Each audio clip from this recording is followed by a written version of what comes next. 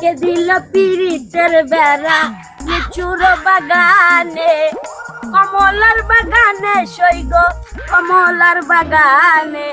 আমি হইলাম বাংলাদেশের সবচেয়ে সুদর্শন পুরুষ, আমার উপরে আর কেউ নাই।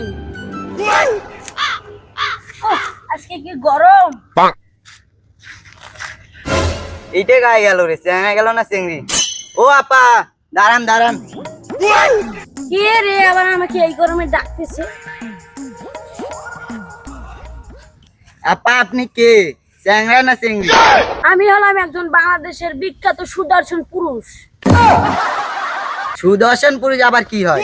এই ভাইয়া যে কি বলে না, আমি হলাম বাংলাদেশের একজন সুদর্শন পুরুষ। এই মফিজ তুই সত্যি করে বল, তুই চেঙ্গা না চিংড়ি? আমি হলাম বিখ্যাত সুদর্শন পুরুষ। সুদর্শন পুরুষ, সুদর্শন পুরুষ, সুদর্শন। এই বেড়ি থাম, তোর থেকে তো আমার চেহারাই সুন্দর। তোকে কে বলছে রে আমার থেকে তুই বেশি সুন্দর?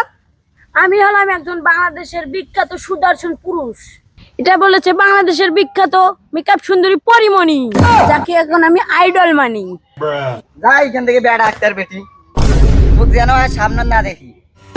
এসব গ্রামের ছেলেপেলেদের সুদর্শন পুরুষের সম্পর্কে কোনো ধারণাই নেই। যা বেড়া ডাক্তার বেটি, তুই আমার চোখের সামনে আসবি না। A few moments later. Madam madam madam madam একটু দাঁড়ান প্লিজ, ম্যাডাম একটু দাঁড়ান, আমাদের লেওড়া টিভির সাথে একটু কথা বলতেন। এই এই তুমি কাকে ম্যাডাম বলতেছো? আমার সম্পর্কে কি তোমার ধারণা আছে?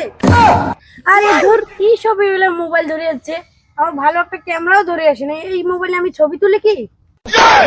এত কষ্ট কষ্ট লাগে।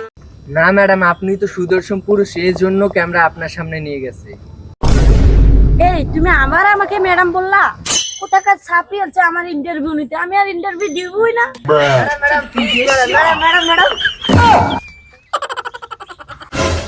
ক্যামেরা ম্যাডাম ভিডিও পরে কর, আগে আমার উঠে ম্যাডাম চলে গেল।